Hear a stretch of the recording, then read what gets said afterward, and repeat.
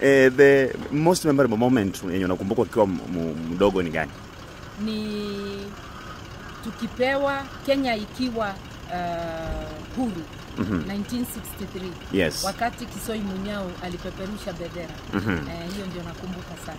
Yes. Umekuwa kwenye nyadhifa mingi sana. Ni gani ambayo ulienjoy zaidi? Ya kuwa member of parliament.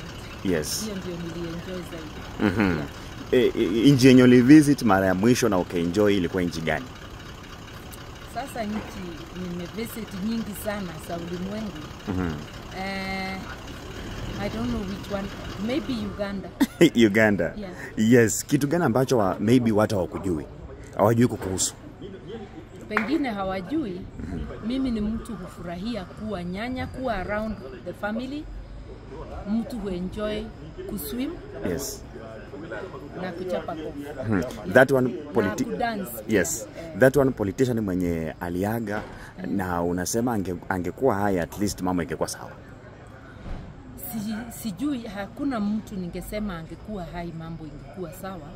Life does not depend on one person. Yes. Lakini kwa wengi tungeiga mfano wao, mambo ingekuwa sawa. Selfless. Sasa tuko kwa generation ya social media. Which social media yenye unapenda sana, at least lazima uangalie ndo sikuishi? X. Lakini TikTok sasa imekuja juu sana. Wengine nitaanza kuangalia TikTok zaidi ya X. That first thing you do in the morning when you just wake up immediately? Take a glass of water. Yes. Yeah. Thank you so much, Madam Martha Karua. Okay. Asante.